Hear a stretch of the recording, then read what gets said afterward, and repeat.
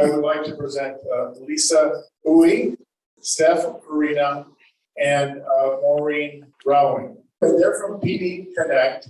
This is called It's Not Just Movement. That's their presentation today. Thank you very much.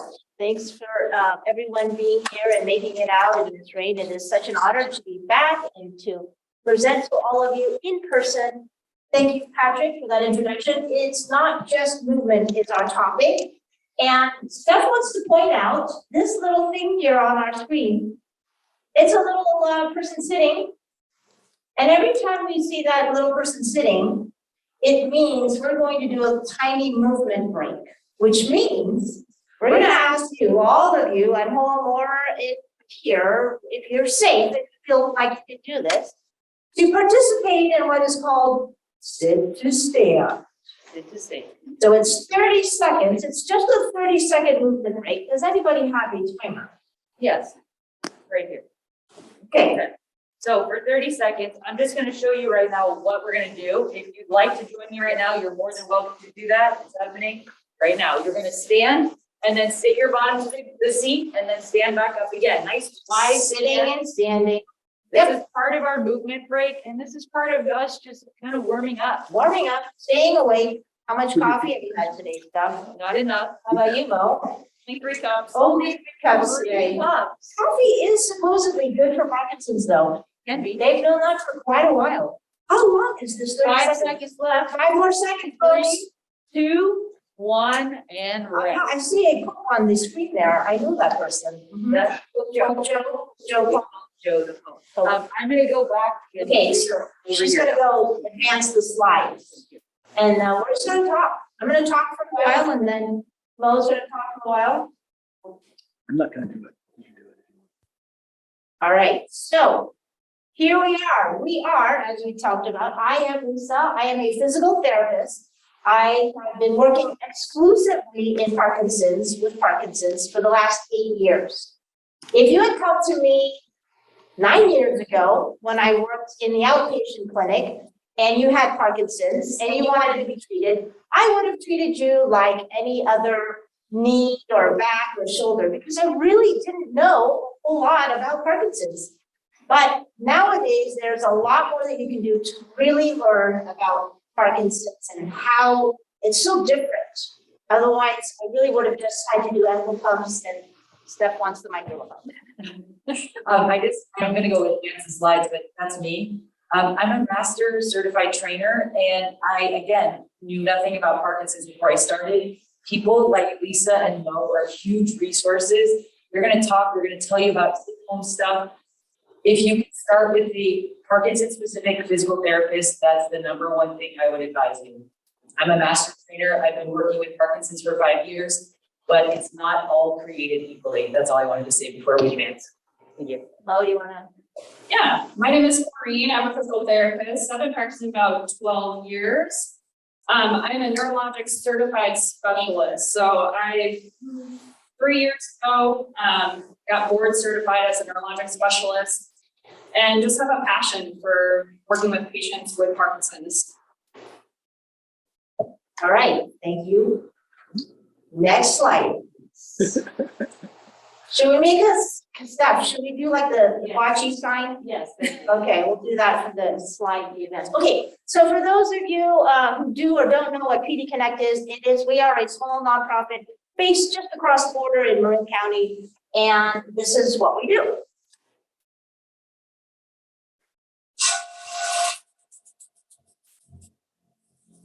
Every single day, something great. That's my way. Every single day, I'm gonna make something great. That's my way.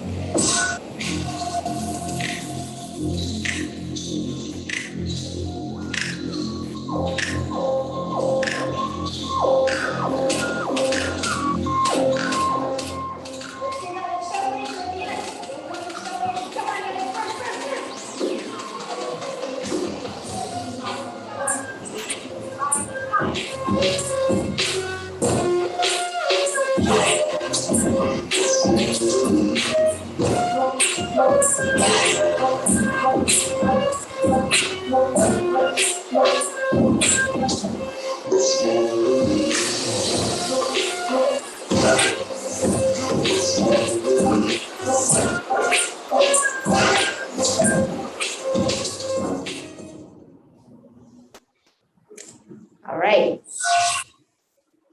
Next slide. So, okay, here we go. We're going to start talking about Parkinson's. What about it? Well, this slide says a lot. It's very loaded. Understanding is power. And one of the things as we get older is we lose power. That's one of the things, whether you have Parkinson's or not. But why? And then how do you get that back? Is it okay to just do some exercise, do some movements? Or does it actually help to understand what you're doing and why you're doing those things? So understanding is power. What does Parkinson's look like? Well, for most of you, you ended up at a doctor or somebody diagnosed you based on these four kind of main principles, right? This bradykinesia, the slowness. Maybe you have a tremor, maybe you don't. There's a rigidity in your movement and posture, and then there's this kind of instability in your posture. But that's kind of what people look like, especially when you look it up on the web, right? Oh, that's me. But really, this is also what Parkinson's look like.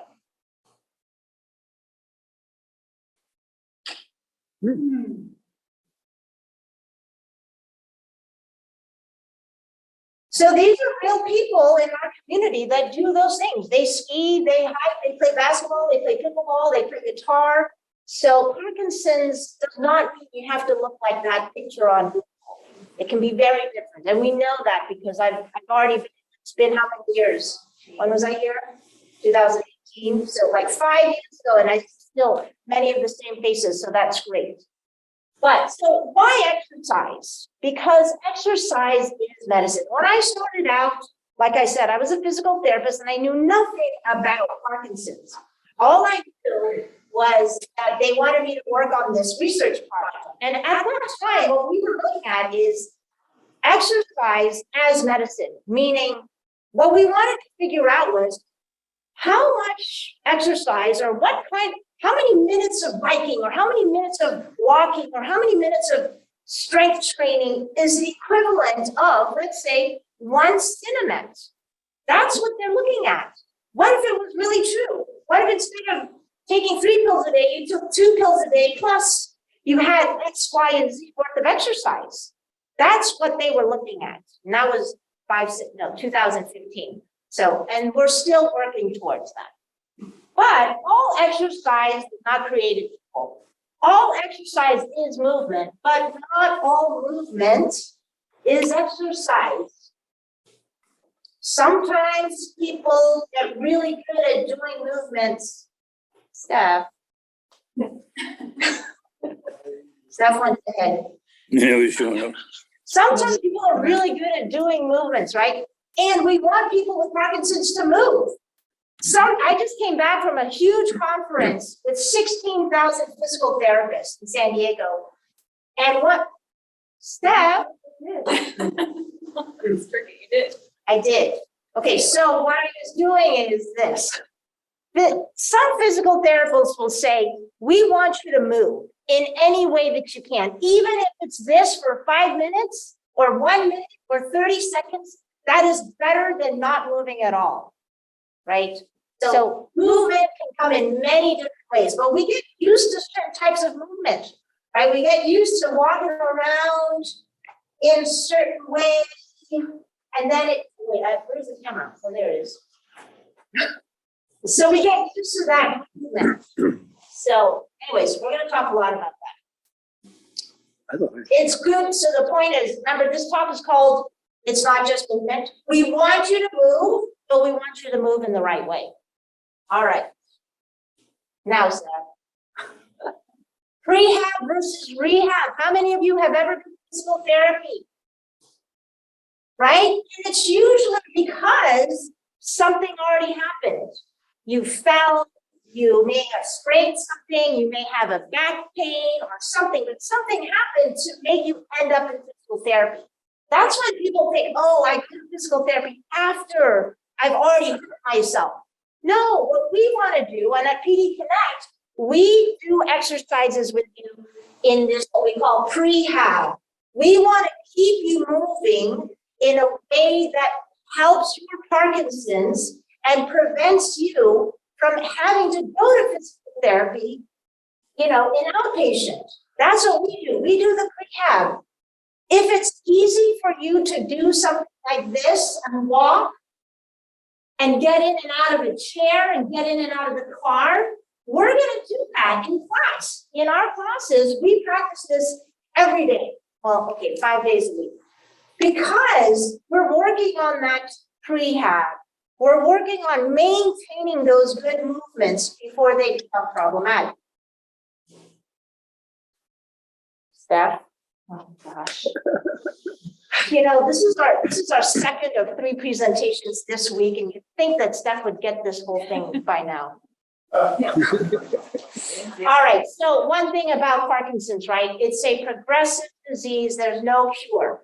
And so if they say it's going to bring you down, if we know that it's progressive, what we want to do is get you as high up on that mountain as possible and stay up on that mountain. Meaning we want to get you in the best possible shape and fitness and ability and strength and cognitive fitness as well, and keep you up there so that by the time things start to maybe get harder, that's okay, because that'll be like 37 years from now, right? So we want to just keep you up there and just stay there so that things aren't going to be hard for you later on. Oh, wait, does this thing, it's one of those. Oh, he's doing it. Oh my goodness, there's so much technology happening right now. You know what? Here's a principle in Parkinson's: perception versus capacity. How many of you walk like this at home? Why is it that people walk like this at home, but then they go to the doctor, they walk like this? Right? Yes, front row, I see you. Pink hat, I see you. Because we're acting. You're performing when you go to the doctor. You're thinking about walking for the doctor. But when you're at home, honey, stand up straight. Right? Pick up your feet. Right? But it is possible. It is possible. And that's the good thing about this.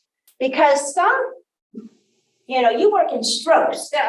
Maureen has also worked in stroke. And sometimes it's not so easy to change these things. But all we have to do in Parkinson's is think about it. And all of a sudden, you can take big steps and walk pretty well. It's when you don't think about it that your movement ends up like this.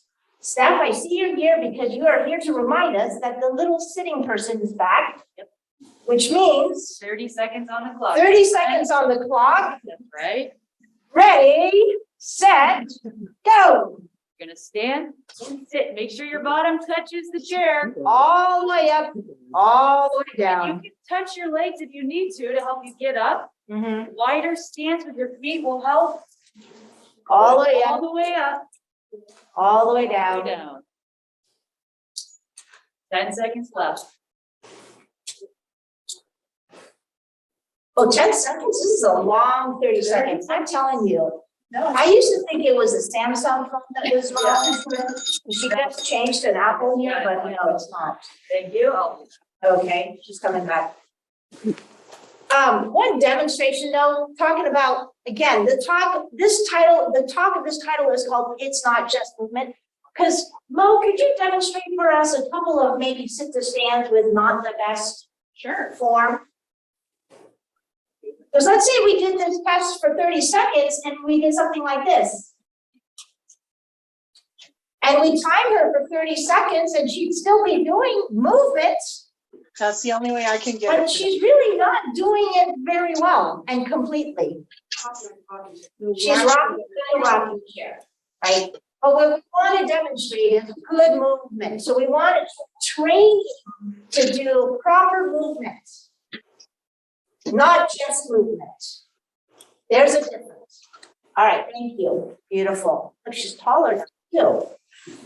Anyway, okay, so speaking of movement. So I've done a lot of this shuffle gait stuff, a lot of this demonstration. Well, there was a guy that came to town a couple of years ago. I don't know, did anybody go to this? John Pepper was in Maureen County about, yes, thank you very much, front row, front row. Anyways, this guy, John Pepper, he's from South Africa, and he's like 90-something years old now. And he has Parkinson's, but he doesn't take medication anymore because he basically not cured himself, but alleviated his symptoms so well by walking in a way that he calls conscious walking. So we know that for people with Parkinson's, the part of the brain that's kind of, what's another word for messed up? Disoriented, affected is the middle part of the brain, the part that's responsible for all the automatic stuff that we do, like walking or dressing or eating or getting in and out of bed or on and off the chair, all these different things that we do all the time. So this automatic part, that middle part of the brain gets kind of affected. So that's when all that shuffled gait comes in. But he came up with this thing called conscious walking. And what does he do? He thinks about it. He doesn't just walk, he thinks about it. So he thinks, okay, I'm going to take a big step, I'm going to land on my heel, I'm going to pick up my toes, I'm going to weight shift on the right foot, I'm going to bend my other knee, bend my hip, bring the other foot out straight, land on my heel, and I'm going to have my arms swinging and my chest out, and I'm going to walk like this. And he does. And he did this demonstration in this huge auditorium with like 1,000 people, I don't know. And there's a gentleman there in a wheelchair. And he pulls the guy up and he says, okay, I want you to come over here. I want you to stand up. So he pulls him up. He says, now I want you to go up onto your toes. Goes up on his toes, back on your heels, goes back on his heels. I want you to kick out your leg. Kicks out his leg. He said, I want you to swing your arms. Goes like this. No, come on, swing your arms. He says, okay. So he swings his arms. And then he says to the gentleman, you have just done all the things necessary to walk. So let's walk. So he grabs the guy by the arm and he walks right down the aisle, 300 feet. I don't know, that's too many feet. 30 feet, 50 feet. Give me 50 feet, give me whatever it is. Okay, so he walks 50 feet and he's walking and he's smiling and he's like, gets to the end and he stops and he's frozen and he's like, I don't know what's going on here. And John Pepper says, that's okay. You just forgot that you have legs and you forgot that you have arms. So let's reconnect with your body again. So go back up on your heels and your toes and kick your feet out and swing your arms. And he says, okay, let's go. And he walks again. And he turns around and his family is there. They're crying and he's crying because it was like, wow, this guy can walk again. But what happened? He had gotten so used to being in a wheelchair that he kind of forgot. He forgot. It wasn't that he wasn't able to, he forgot. He had stopped training. He had stopped trying. So that's where we come in. And that's why classes like PD Connect and some other classes are really good at helping you to maintain that mobility. All right. So I started doing this technique with one of my patients. So this person came to me and, whoops, there we go. This person came to me and could not walk one block without dragging his leg. Could not walk one block without dragging his leg. Go ahead.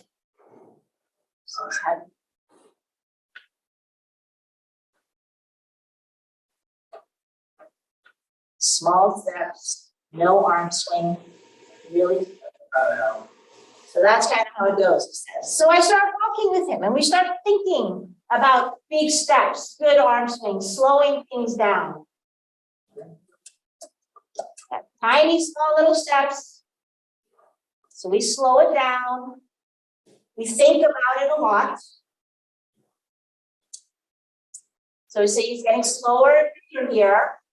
Trying to get the arm swing in.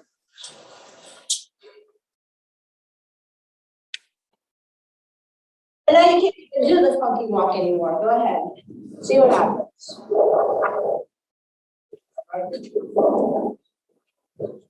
Can't do the funky walk anymore.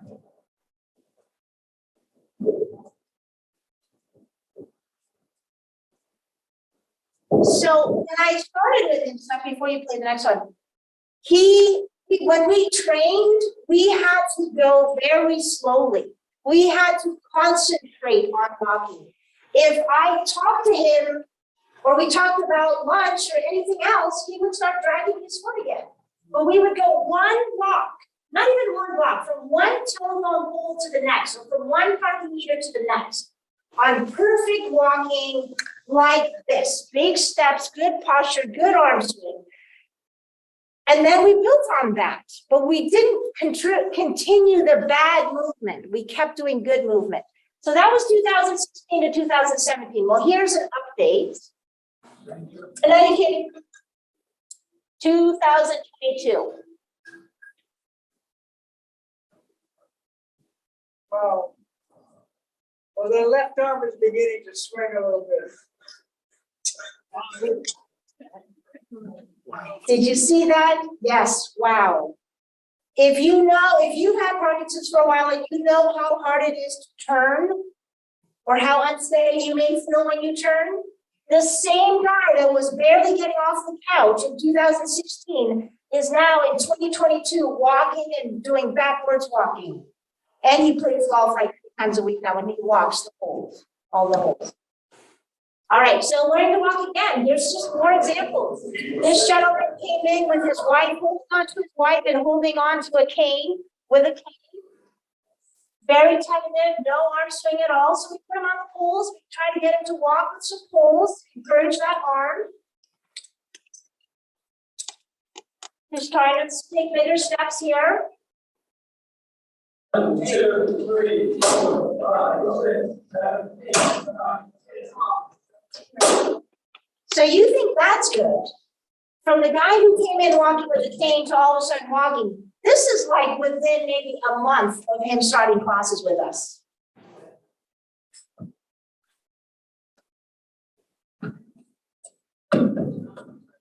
Jumping on a box jump that's probably 2 or maybe 3 inches tall.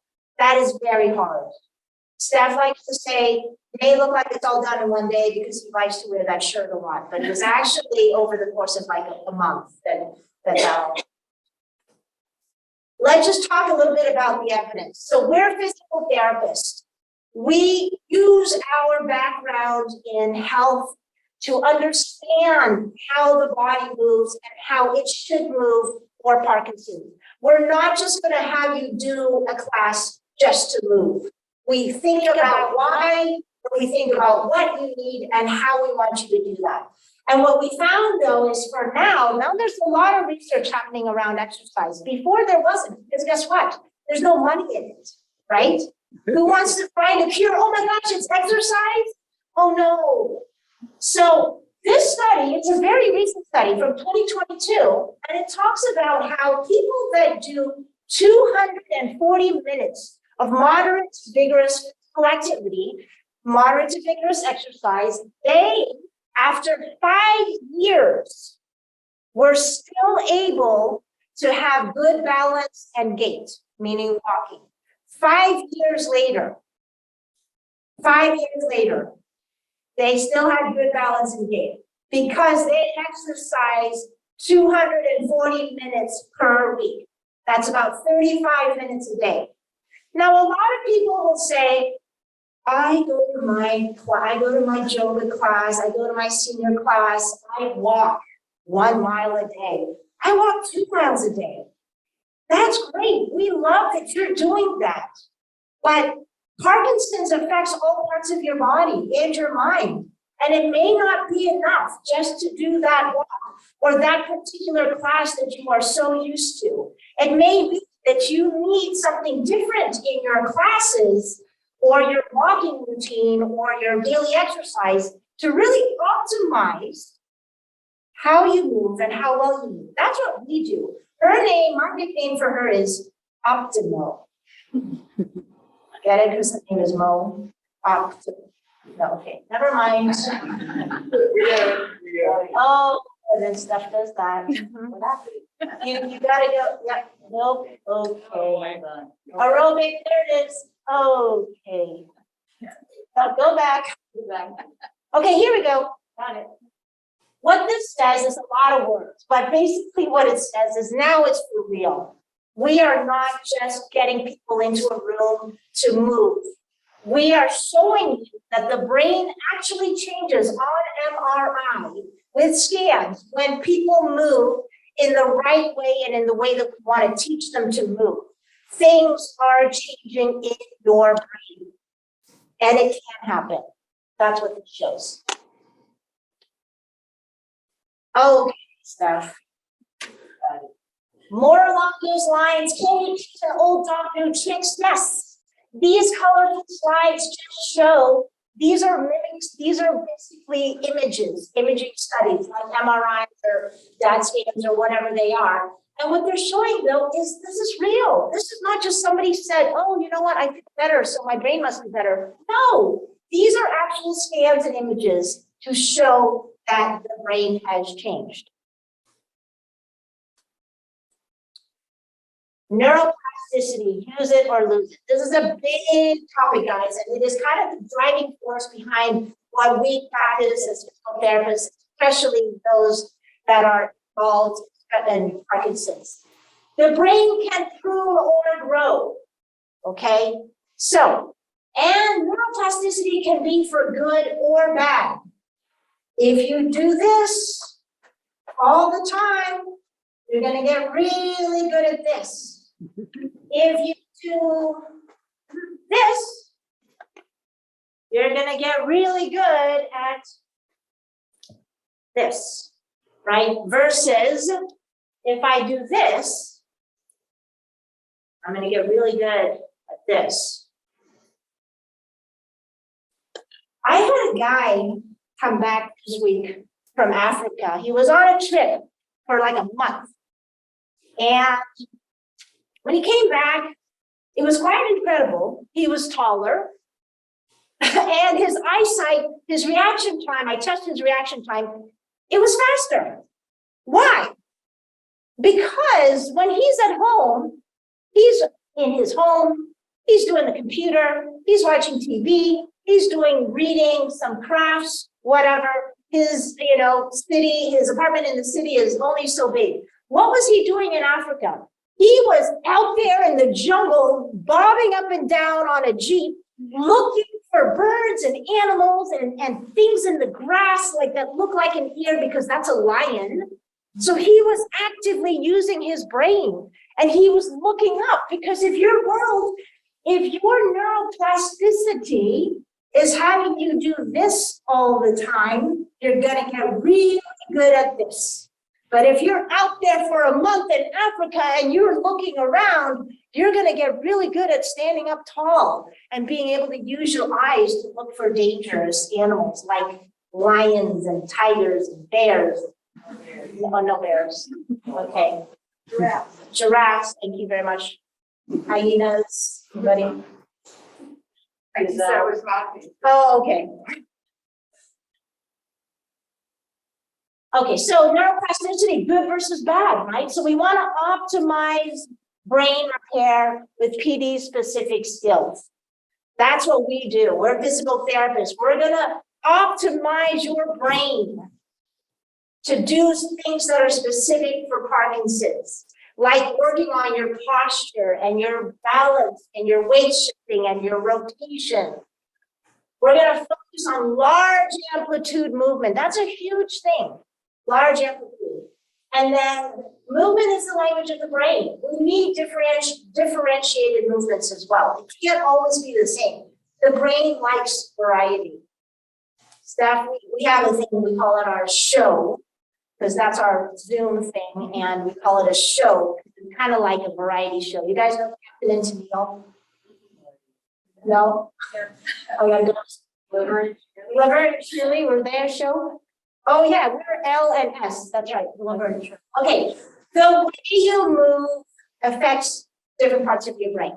As I mentioned earlier, the part of the brain that's most affected by Parkinson's is this middle part here, this kind of central part. The part that's responsible for, that's responsible for automatic movements. So what this shows is when you run or you walk or you just get your heart rate up, but you're not thinking about anything, you're watching, the Young and the Restless on the bicycle, you're doing stuff for this part of the brain. That's good. When you get that heart rate up, just not thinking about anything, that slows the progression of the disease. Let me repeat.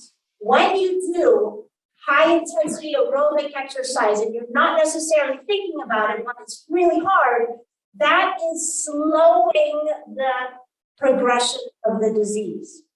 As we start to get more complex and we're riding our bicycle, we're playing tennis and dancing and doing yoga and Tai Chi, we're going to use different parts of our brain. That's important. We need different parts of our brain to work because Parkinson's is a brain disorder, right? So, and let's see here. Yeah, it takes more thinking.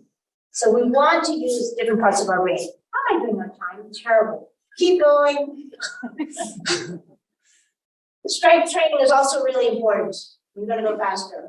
Oh, I'm sorry. What color TheraBand did you suggest? Right? Have you ever used TheraBand? It's like this tiny little. No. Okay, this is a physical therapist meme. We love this thing because it's like, let me give you a yellow TheraBand to get stronger. Right? So we all laugh at this, but then we're not because these are actual people. That's an actual grandma lifting like 140 pounds. Yes. So why now? Because in 2023, the science is showing that actually we can push people and the human body much more than we thought we could. And we actually want to, because the stronger you are, the more you have the capacity to do other things. If you're so tired from just, I didn't work with the camera there. If you're so tired from just getting out of the chair, how are you going to get to the kitchen or to the bathroom, right?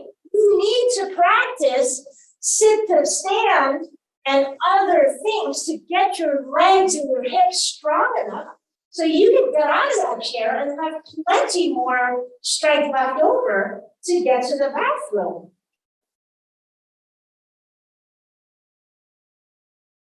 How you exercise is important. Okay, so we gotta pay attention. Remember, it's not just movement. It's gotta be challenging. It's not just movement. It's gotta be goal-oriented. Why are you doing this thing? Have you ever thought about it? If you're doing a certain type of exercise, why? Why is this class making me do this? Or why did that teacher make me do that? It's gotta be task specific. What is this going to help me do? And we want it to be diverse. And of course, fun, which is why Mo is now going to take you through. All right, guys. So like Lisa said, I'm a physical therapist. Been practicing a variety of settings. So I've done home health, orthopedics. I've worked in inpatient rehab. I worked in an acute care hospital.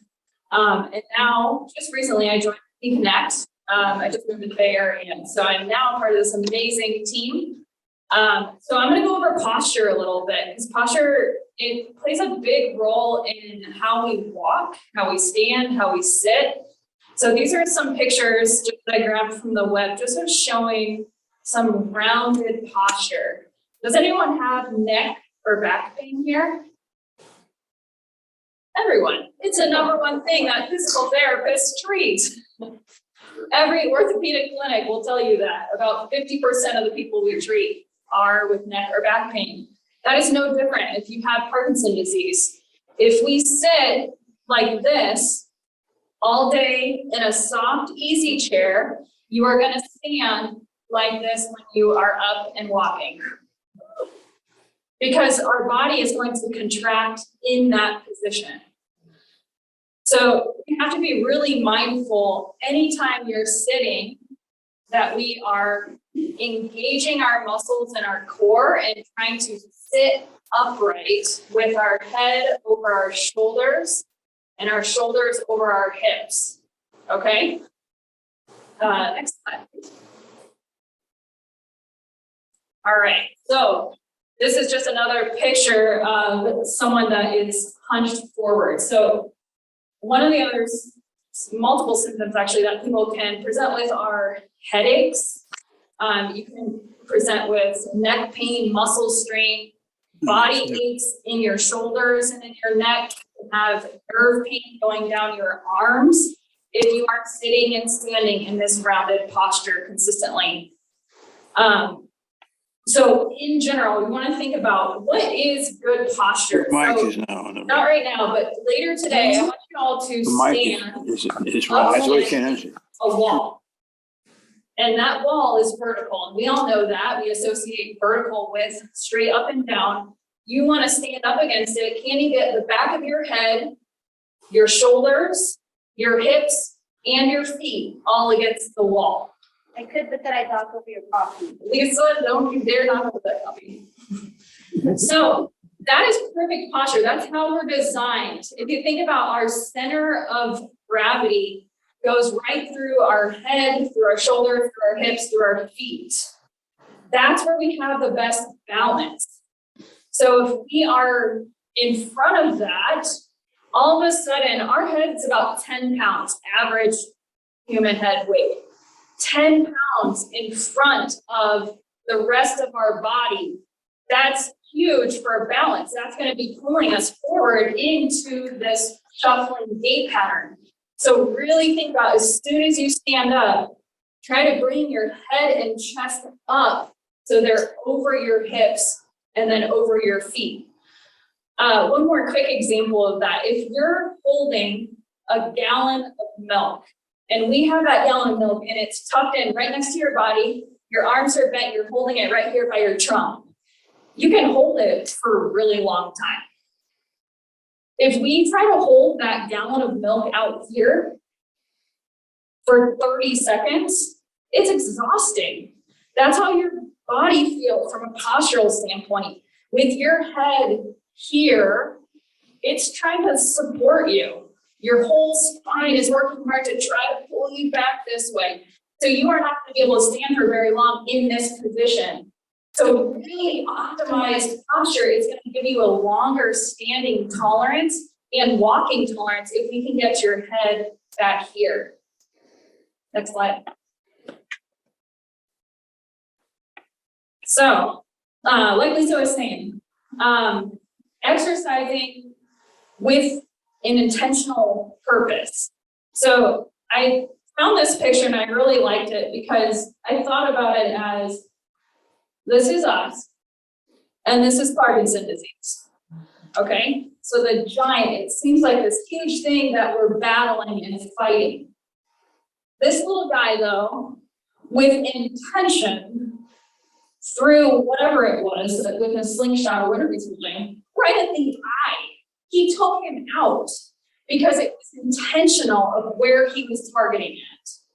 Okay, so when we exercise, we need to make sure that we are strengthening the muscles on the backside of our body. Those muscles are what help us to stand up nice and tall. So I'm going to take you through just 3-4 different exercises quickly, just so that you can see some exercises that might be beneficial to decrease some of that neck pain and stiffness. Okay, so everyone's sitting in their chair. I'm gonna use my stool. Lisa, will you support my mic? Okay, so the first one, sitting edge of chair, so big posture. I want your feet spread apart. I want your head up, your chest up. And then with your arms, you're gonna do this with me. We're gonna practice bringing both arms back wide. I call this a W. And then back down to your knees. We're gonna do just 5 or 6 of these together. So this is a great exercise to strengthen the back side by your shoulder blades. It's engaging your lower back muscles and it's engaging some of the extensor muscles that support your head, okay? Next one, you're gonna bring your arms up, and then you're gonna choose a direction. I'm gonna go to my right first. You're gonna work on mobility a little bit. So we're gonna turn towards the right side, and you use a little bit of momentum towards that side. This is a great exercise to loosen up the middle spine before you even stand up out of your chair. Okay, so 10, 15 one direction, and then you can switch and do the other side. Okay, make sure when you do this that your eyes and your head are following your shoulders. That helps to loosen up some of the neck muscles that are really stiff and get some natural joint lubrication for your neck so you don't have as much discomfort there. Okay? Next one, sitting, you're gonna put your hand clasped on the back of your shoulders. Elbows are pointing straight forward. And then it's a smaller movement. I want you to think about just arching your back just slightly to where you feel a little stretch here. Okay, that's our thoracic spine. That's the middle spine. It doesn't get a lot of love. It gets super stiff though, because all the ribs are attached to it. So he's pretty locked down. So we need to open up mobility in the mid spine, and then that takes pressure off our neck and our low back. I'm already tired from doing this one. I can only imagine how tiring it is for our muscles to have to be forward posture. Yes. I always have to be, I'm always asking, where should I feel and what do I need to do to make my body do? The question is, she always has to ask, where should I feel that and what do I need to do to make my body feel that? Because she couldn't feel it where she thinks she was supposed to feel it. Even now? You're saying right now you don't feel it? That's correct. If you, for that last exercise, if you scoot back on your chair so you have the support from your chair, you can kind of arch over that chair to give you a little bit more support. These chairs are a little bit tall, but at home, a lot of chairs will end right at that mid spine. And that's a great cue for you of where you want to be feeling that.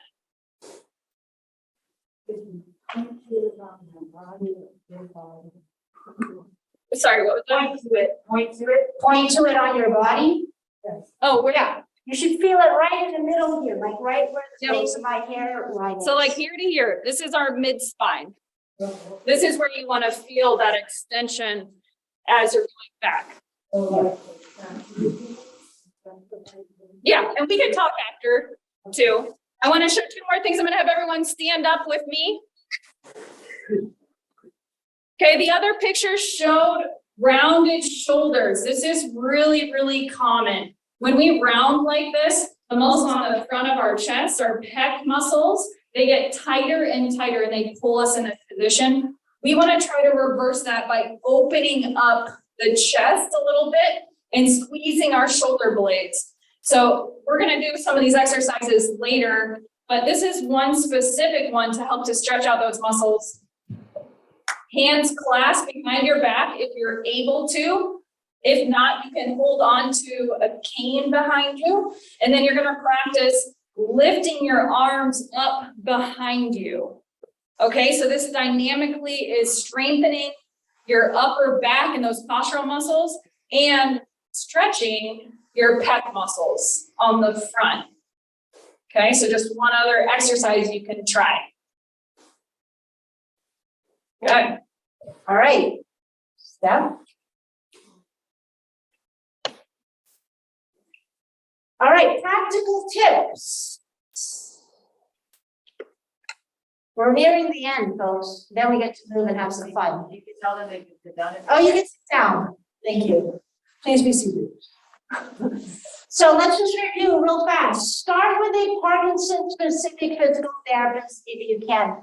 Guess what? Now you have one named Maureen Sonoma County. Yay.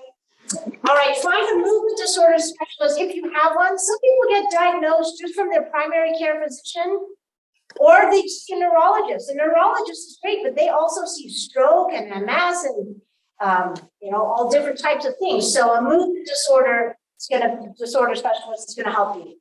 Aim for exercising at least 4 days a week. 7 days is better.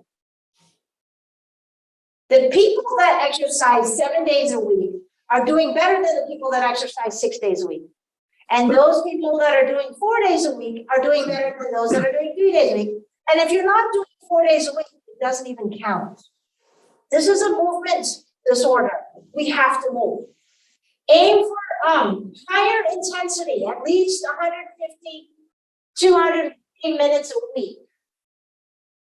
Oh, this is a nice slide. Did I change this? Anyways, yeah, that 240 minutes of, I know why. Stuff, because we had to move that whole thing.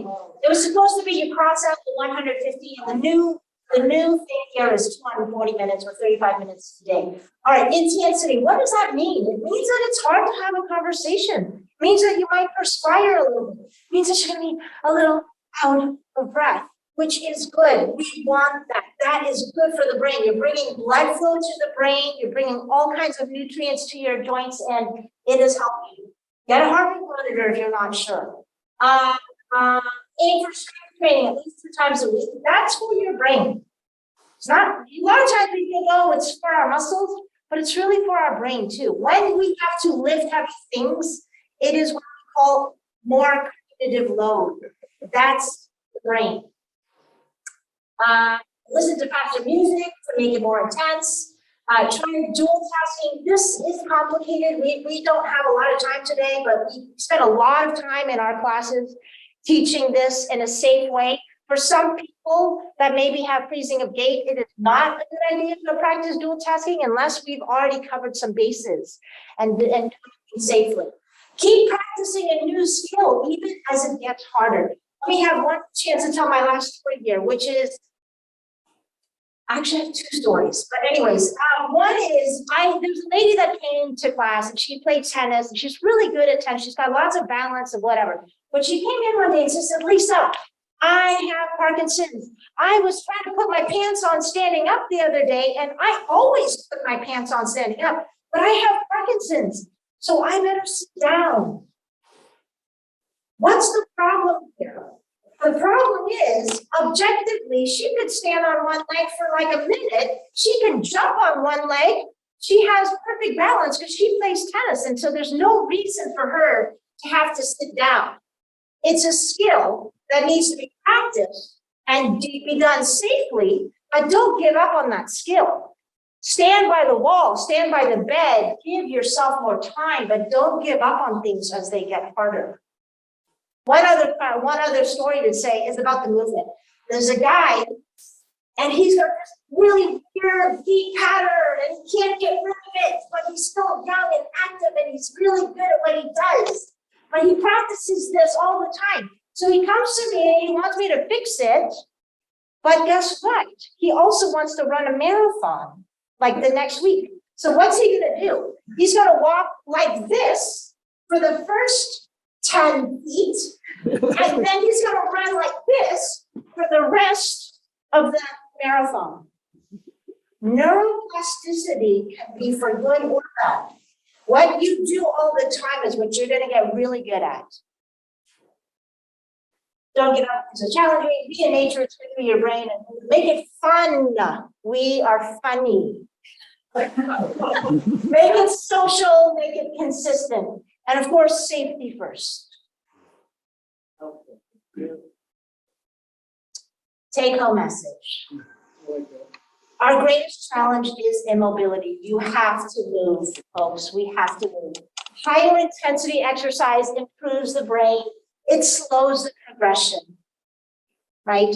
That's why some people that have been coming to our class 19 years, 23 years, they're still coming to our high intensity class and jumping and bounding 23 years from their disease. Choose your movements wisely. PD specific exercise requires thinking and challenge, not just movement, folks. Neuroplasticity can happen at any age and at any stage. The guy that I showed you who walked backwards, he was already 7 or 8 years into his Parkinson's at the time in 2016. So 2022, he's now 2023. Okay, so anyway, so he's now, 14 years into it, and he's walking backwards like that. All righty. Now what? Now that you know the difference between movement and Parkinson-specific movement, where do you go from here? Well, you can attend your local Parkinson support group, which I'm very happy to see so many faces here. And if you don't have a place to go, you can always join us. We are on Zoom 5 days a week, which is not every day, 5 days a week. And we're starting a class in Petaluma, starting in April, which we have a slide for. Let's take a picture of the next slide, Steph. For those people are pulling their phones out. This is the one that you want because this one has the schedule. It's got our online schedule Monday, Wednesday, Friday, Tuesday, Thursday, and then we don't have. Yeah, you're supposed to add those. I'm supposed to add loads to that. Anyway, we have more classes coming in. Those are Oh, here's just Mo. There's Mo. those are all online, that you just showed me? Those are all online, but this one is right here, or not here, in Petaluma. Is there Sort of. one in Santa Rosa? Not yet. Patrick. Lisa, some of the online folks, weren't able to see the slides as well as they would have liked to. We have flyers. Are those slides available, online somewhere? I don't have those slides. You can figure out something if you want to contact me about certain slides, So specific people slides. can contact you through your website. Yeah. And ask about those slides. Yes. So, but Maureen is going to start that class. And do you want to say a little bit about this?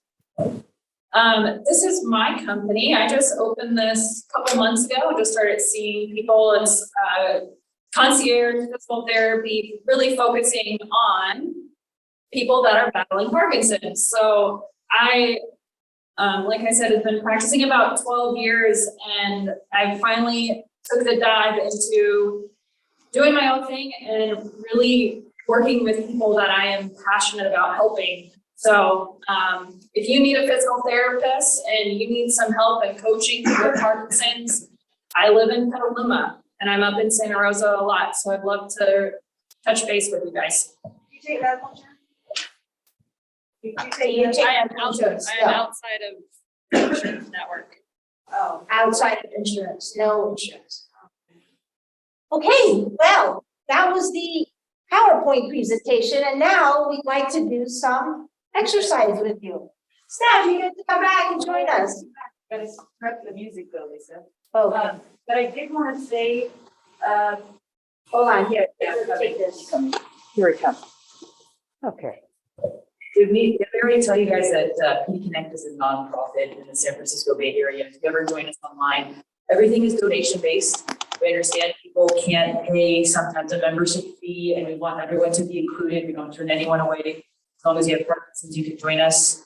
We have support groups. You have this support group here, but if you ever need something virtually, we have guest speakers that come to us.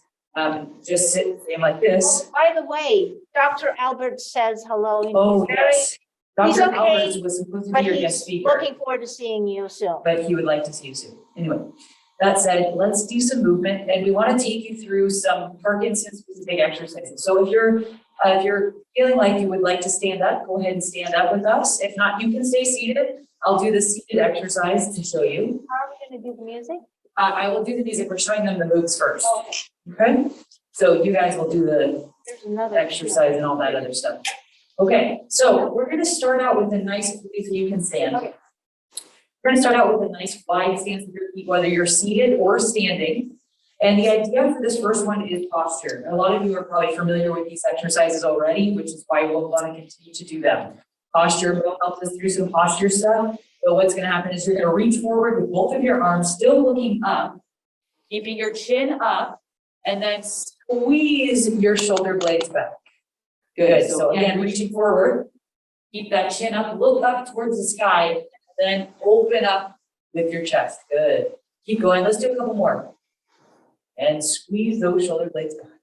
Good. Stick your chest out. Excellent.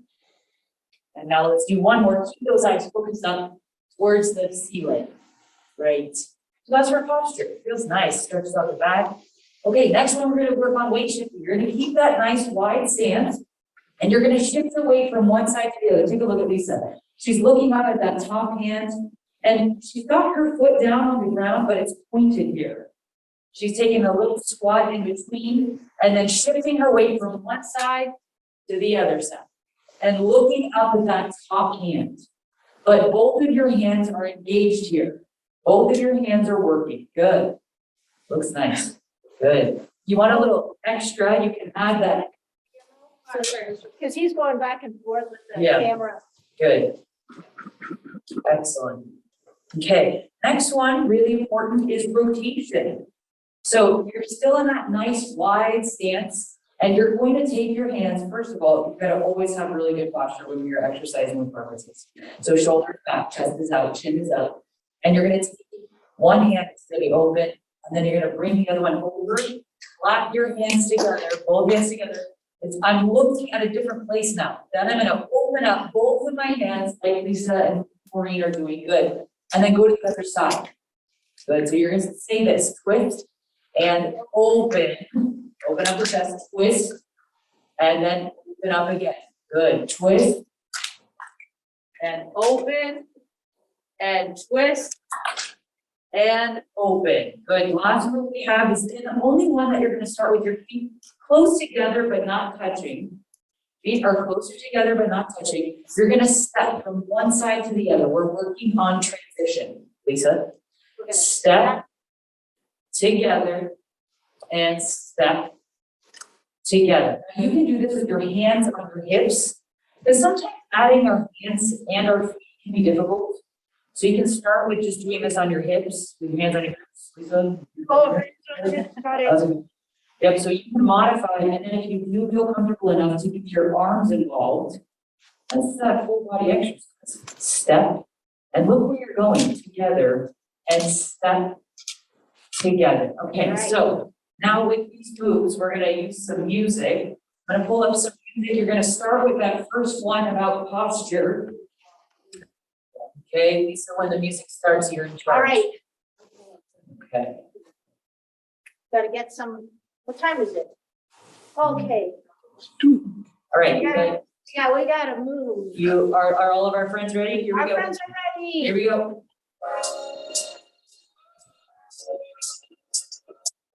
See if you can hear the bass too. Free dance. You can do this seated as And well. nice front row. I am better rhythm seated. Here we go. Good. And up. Look up. Chin up. Good. Good job. We're gonna rock. Time to rock. Weight shifting from one side to the other side. Good.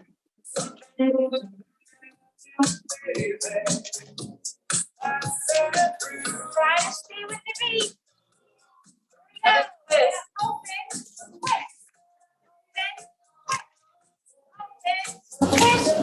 Open, open, twist, open, open, twist, open, get ready.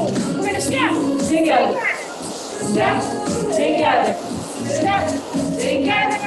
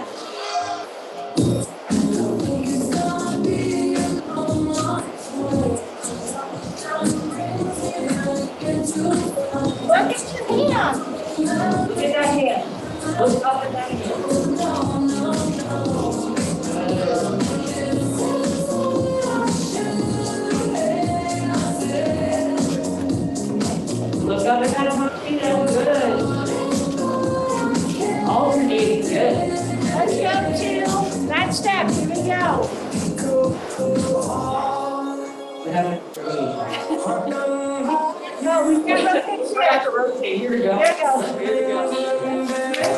And open, twist, and open. And open, twist, and open. Now let's go this step. Together. Step together. Yeah. Together. You did it. Good. Perfect. Keep going. Good, great. Let's go back to the top. Here we go. Back to the top. Open up that chest. Let's rock. And we're rocking one side to the other side. Well done. I felt like a DJ for a second. That was kind of fun. Great job, yeah.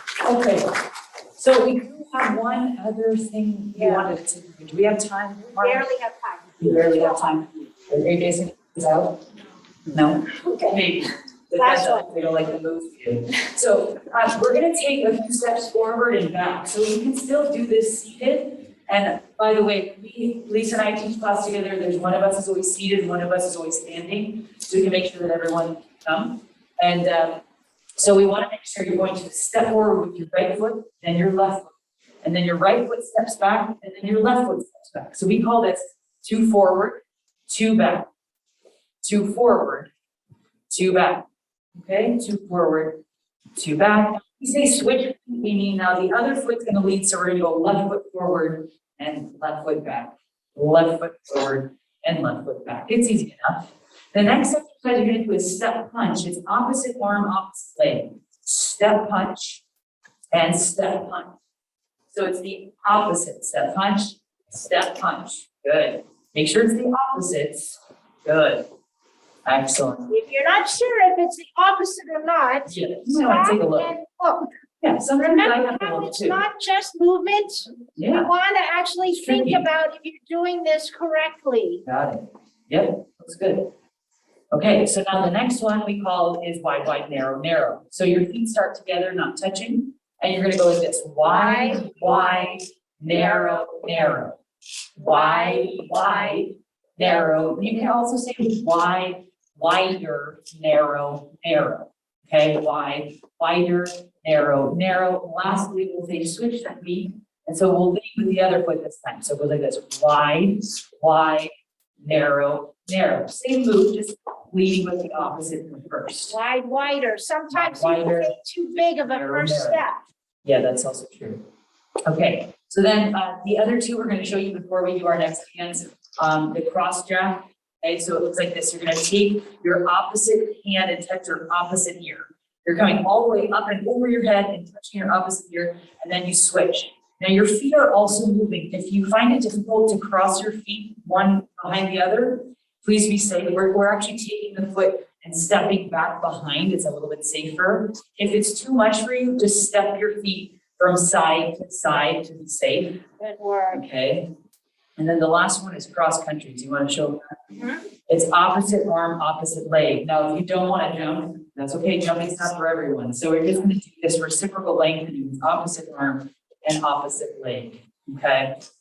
So this next song is called Move Your Feet. What happened? You want this? What's that? There's all kinds of stuff that we do in our classes. The jumping is hard, but jumping is really good. We don't have time to go into it now, but in classes, we talk and educate you all throughout the class about why we're doing it and why it's good for you. Here comes the exercise. First is 2 forward, 2 back.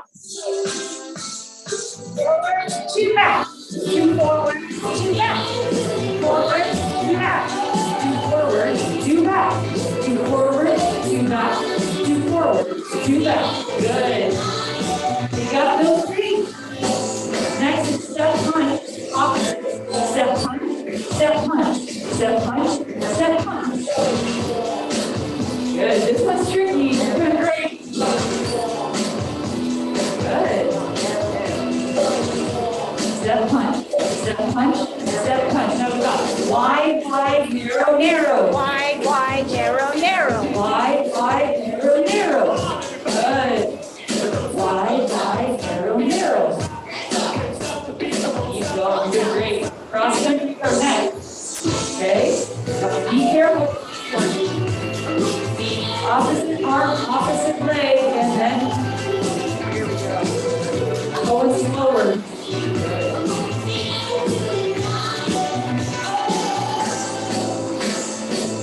Two forward, two back, and the other foot. Two forward, two back. Left foot leading. Two back. Two forward, two back. Two forward, two back. It's helpful to say it with us as you do it.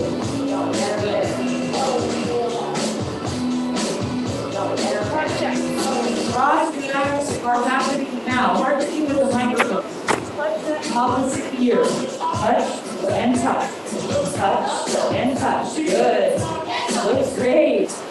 Woo! Going. Be safe. Wide line, near their other foot. Left foot leading. Good. Good.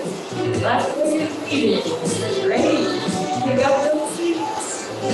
Good. Now we can step. So feet together. Go step together. Top of this one. Together. Good. Step together. Step together. Step together. Step together. Step together. Step together. Go a little here. Good. Enjoy this. I like this. Good. Forward to back now. Forward to back. You can pick whichever foot you'd like to take this now. Good. Forward to back. Right, left, right, left, right, left, right, left, or left, right, left, right. Good. Now switch. The other foot is leading. Good. Good.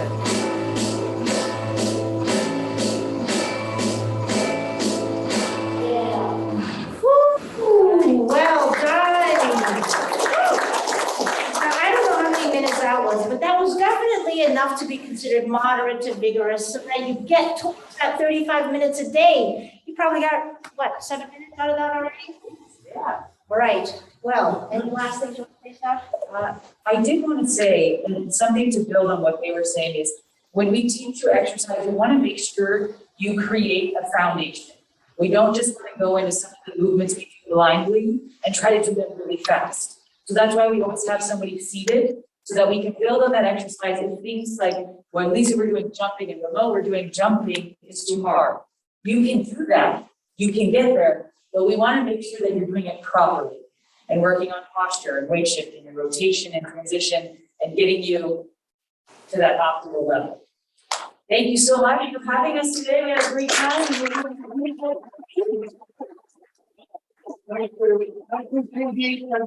Thank you. Really appreciate you being here. Again, how do people get in touch with you? You want to put the, Oh, sure. I'll go back. yeah, so the best place would be to, she's gonna put the information. You can check out our website or send us an email. I'm Lisa. You can send an email to lisa@pd-connect.org or at info. Okay. There it is, One www.pd. that underneath it has, yeah. This Okay, one will have the email and the phone number. Got it. okay. Email and phone number at the They bottom. can get in touch with you that way. Also get in touch with this Petaluma class that is coming up. Yeah. Okay. I would say call Lisa at 415-604-2477.